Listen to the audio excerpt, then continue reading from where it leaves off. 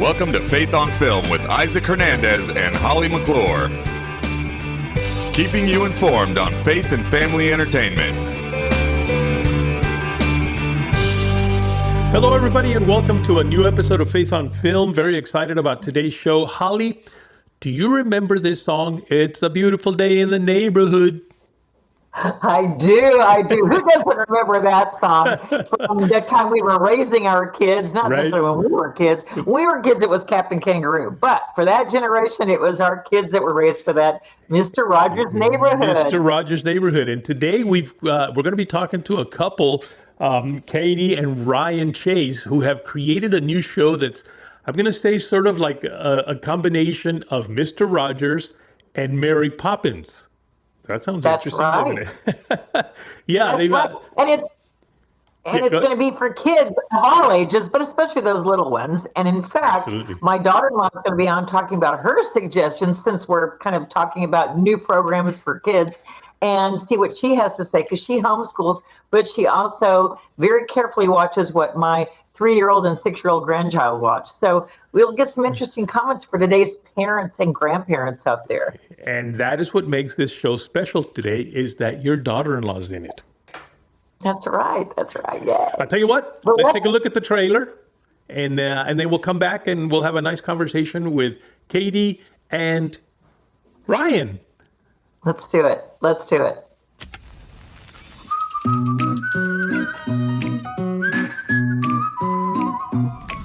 It's a wonderful day. It's a wonderful day. It's a wonderful day. It's a wonderful day. Well, it's a wonderful day. It's a wonderful day with Mable Maclay.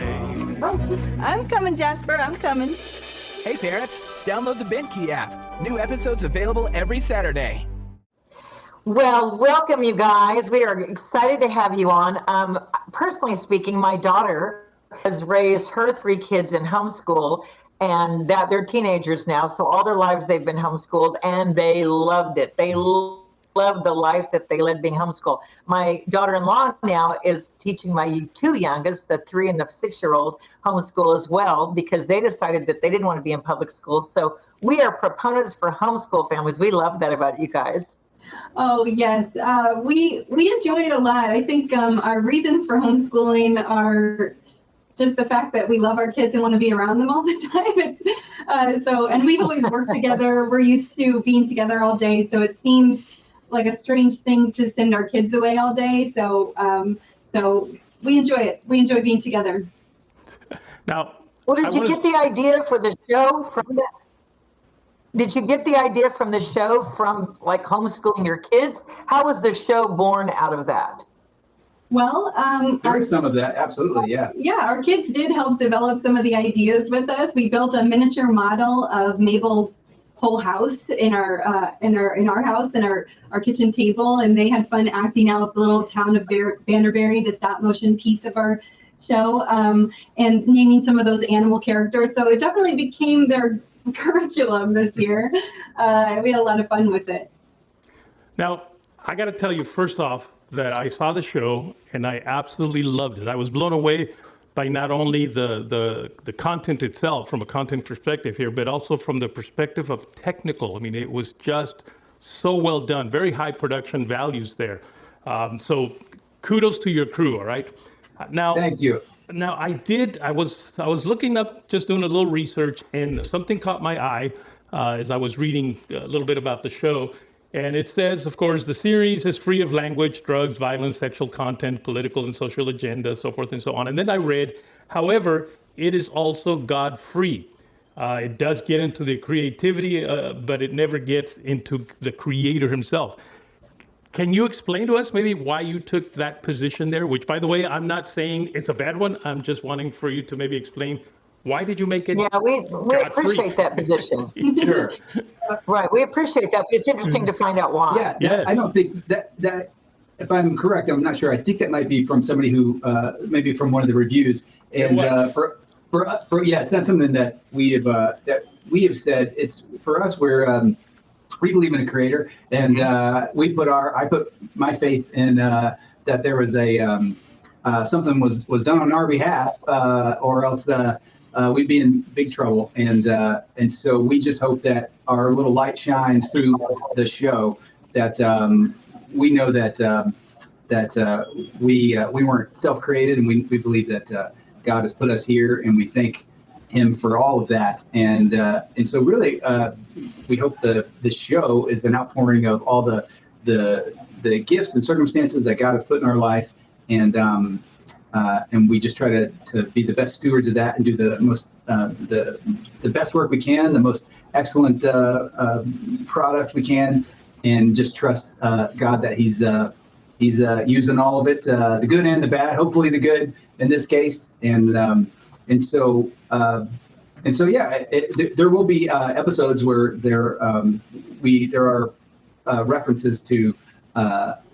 So the idea that Mable is a person of faith, she does use the word faith. Yes. But I think we took a lot of inspiration from Fred Rogers in this regard. He was an ordained minister, and his light shined so brightly and had such an enormous impact in mainstream culture. And so we do believe that that's possible. And I hope each of these episodes really tease up parents who want to drive home the lesson and reinforce it with conversations around their faith. And families of all faith could do that, because they're focused on virtues that are things we all agree on. And we think that's a really wonderful thing. Yeah. I agree with you. Yes, absolutely. And also, I didn't know if that came from Daily Wire, like that was a requirement of theirs, or if that's just something that you guys had already thought of in your show. But I love that it's Mr. Rogers' Neighborhood meets Mary Poppins.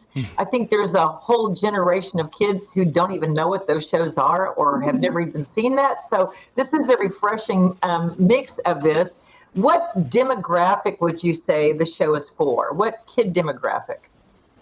Well, it's certainly most definitely for preschool age kids and young elementary, but our genuine hope was that families with multiple siblings might all be able to enjoy it together in sort of that old schoolhouse style. And that's how we approach homeschooling our kids, where we can all learn together and take what we will. And I think that that's assisted by the fact that Mable really has this grounded, gentle tone. She uses a big vocabulary. She doesn't talk down to children. She doesn't talk in a babyish way or anything. So we hope that the show doesn't feel that way. And there are so many wonderful adventures she goes on throughout the season. She visits a big famous football field and meets with the head coach. And she goes to a chocolate factory and learns how that's done. And she learns to ice skate with Scott Hamilton, which was such a huge, really fun day. So because she has all these really interesting big adventures she goes on, I think families with multiple age kids will enjoy.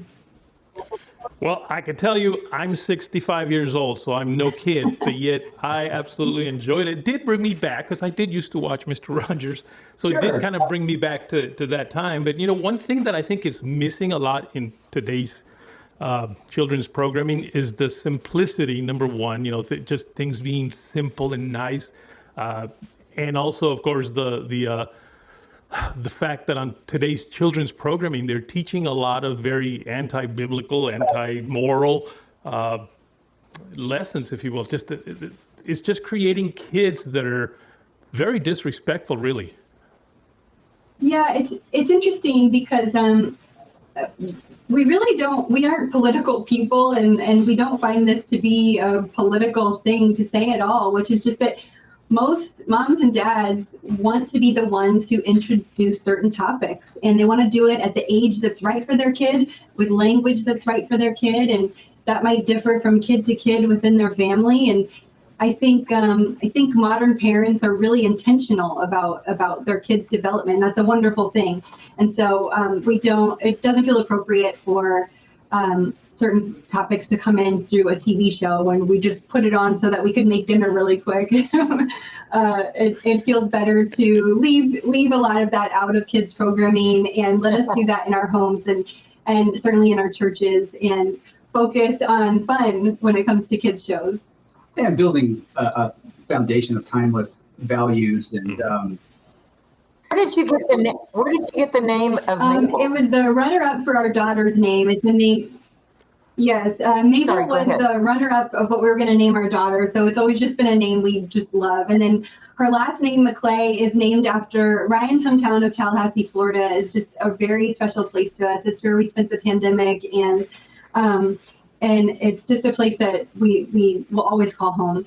And so Maclay Gardens is the state park there, and there are a ton of Tallahassee, Florida little Easter eggs in our show. So we hope those locals will check it out. And in the town of Vanderbury, and then the car Mable drives in the credits. It's a car called an amphicar that can go on the road and in the water. Saw that. And we found out we were able to access one up here close to Nashville, but we found out the car was originally from Tallahassee and was driven on all the lakes there. We didn't know. And these are lakes that we walked around developing the whole show. So that was a really fun thing to find out. Gosh. Wow. I'm familiar with that car. I love boating, and I've always thought, man, wouldn't it be nice to have a car that can also go in the water? And I remember seeing that years ago. Now, one thing that I know the program is going to be able to be seen on Daily Wire, I believe, on their new app that they have, Bent Key, I believe it is Bent Key. And one of the things that they say is that they're doing this sort of in response to what Disney is doing. Do you feel like you guys are really wanting to maybe try to give that alternative to the programming that Disney is doing? Well, it's interesting because our kids don't really take in, like we said, a lot of modern content. So we haven't had access to a lot of things that maybe people feel strongly about. And I know that they feel strongly. It's enough for me that when we sit in a restaurant and crazy violent commercials come on and I want to grab my babies and get them out of there, to know that there should be protection around kids content. And certainly for us, we want it to feel gentle and calm and thoughtful and classic. And those are the kind of things we show our kids anyway. And so that's what we set out to create. And that was the vision for Bent Key, is all of those things. So we really felt so aligned with them in that way, and we're happy to be a part of it. Well, they said that it's 100 years that Disney's celebration, which of course is not, Walt Disney himself, I think, would be appalled at what's going on. But, that's why I think Daily Wire said they're coming in to say, hey, here's a new kind of a Disney. Here's a new form of entertainment. We're supplying family-friendly entertainment. They're doing it through Bent Key. And I think that's great. Let's have alternatives. We've been asking for a long time, Christians have. Give us an alternative. And so I'm proud and happy someone's doing it. I think this is great. Oh, we are very thankful. I mean, selfishly, for us, we've been, our kids see the DVD box sets of things that we buy, and we've never really had a TV in our house, so we've just always had a little projector, and it's been great. So for us, we got to make a show. They said, what would you make? And so we were making the best version of what we would want to show our kids. And it just happened to be that right now in life, there seemed to be a market gap for that, for something that was a little old-timey, a little timeless, and the foundations of things that we can all agree on and hopefully grow. Use those things to grow into more knowledge of things that get you closer, hopefully, to a creator, and then get you even closer. So we hope that's the case. And so for Bent Key to come along and have that vision and see that, we are so thankful. And then they said, just run with it. Make the thing that you want to show your kids. And so we just couldn't believe that. It's a gorgeous show. Yes. Your production is amazing. You guys, your art director, your production, it's amazing. That set is better than Mr. Rogers ever looked. Well, thank you. It's interesting. There were quite a few people who worked on the show who aren't being credited or named because they work in real Hollywood in a really successful capacity, who came to the set and were like, does everyone understand this is bigger and better than anything we've ever seen? It was an enormous crew, full-scale production, and I think it speaks to the fact that Bent Key was ready and willing to pour resources into just making things that are fun and awesome, because some of our requests for some of these incredible gadgets in Mabel's home that had to be made and designed from scratch, and everything that we sort of dreamed up that was neat and we knew kids kids would like was a yes, and they surrounded us with incredible professionals and resources. Yeah, their emphasis on quality is besides the vision of what they want to do with the app. Their emphasis on quality. They never hesitate, and we say, well, we'd like to do this, and I have this crazy idea for a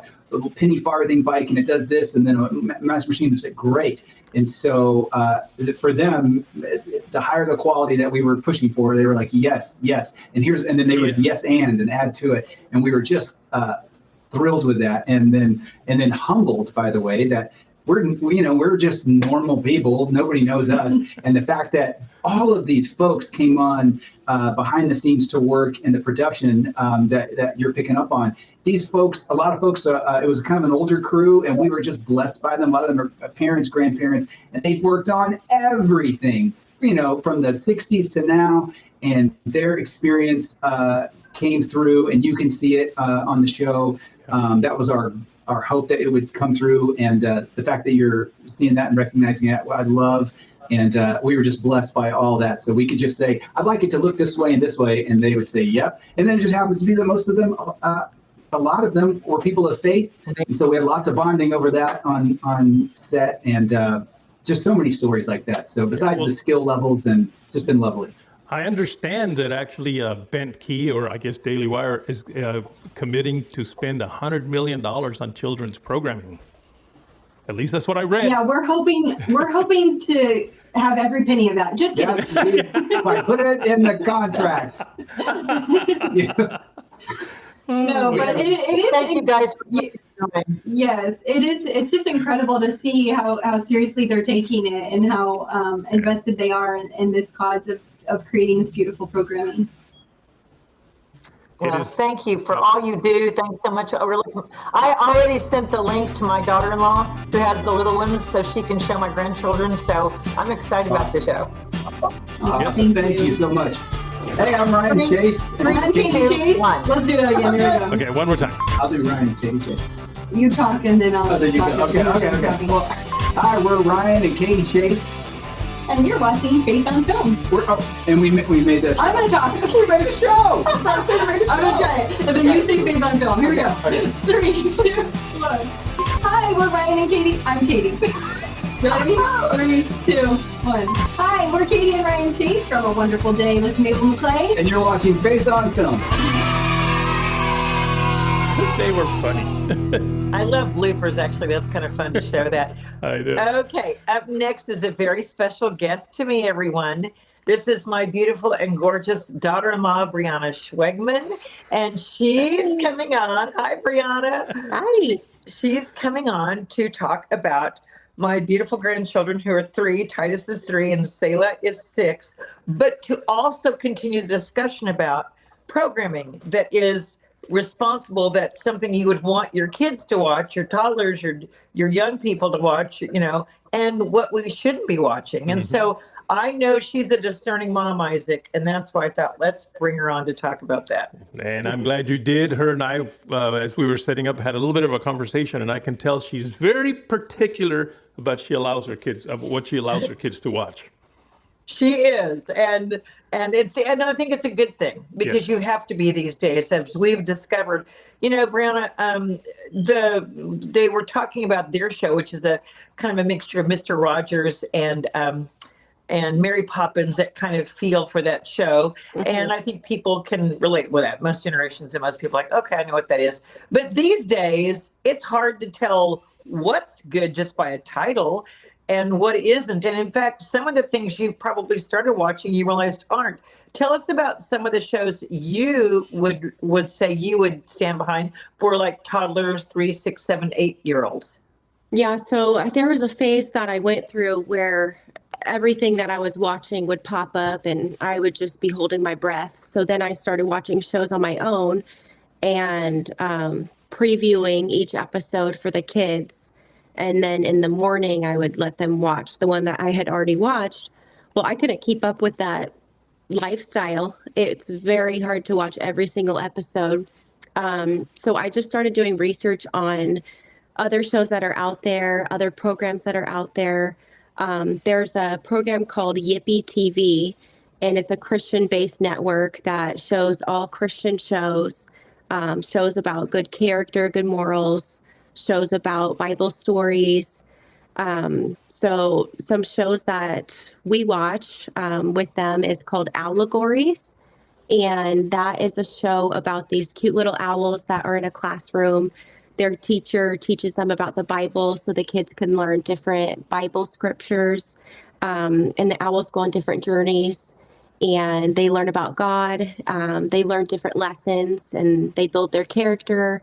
They do prayer time. And then at the end, usually a pastor comes on and talks about the message, talks about the episode and describes it and teaches the kids more. So that's a great one for toddlers. Even my 6-year-old loves it. And then another one is called Boss the Bear.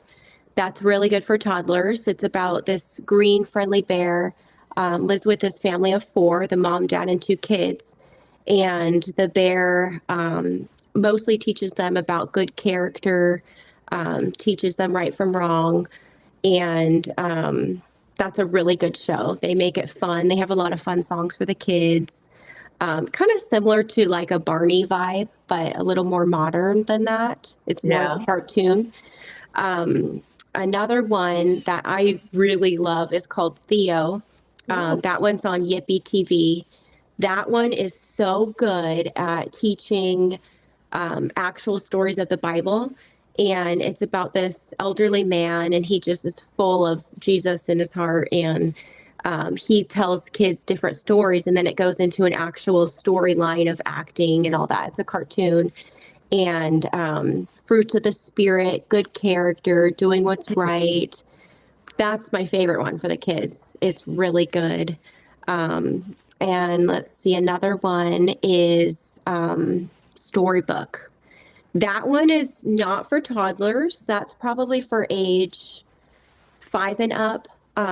So my daughter she's 6, as you know, and there are some scenes in there that show like the devil, but it's a cartoon, but it's a little scary. So 5 and under I wouldn't do, but I want to ask you, and I'm not to interrupt you, just because of time's sake, I want to say, what about Bluey and Blippi? I know those are ones you were watching. Are those still good for kids? Yeah, so Bluey, absolutely. It's one of our favorite shows. It's great for the parents to watch. It's super funny.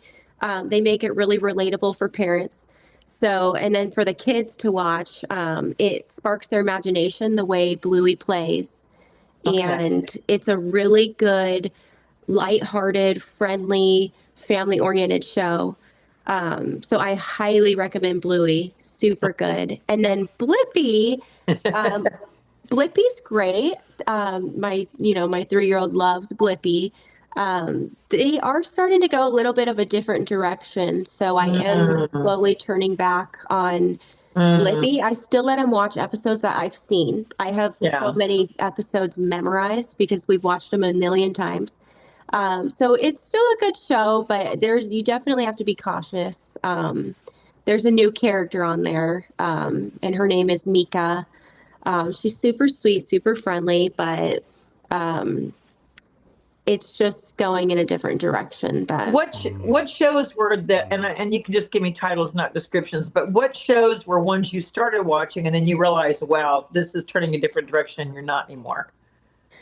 Let's see. I want to say it's been a while because I've been heavily watching everything, but I want to say one of them was called Charlie and the something Factory. It's on Netflix.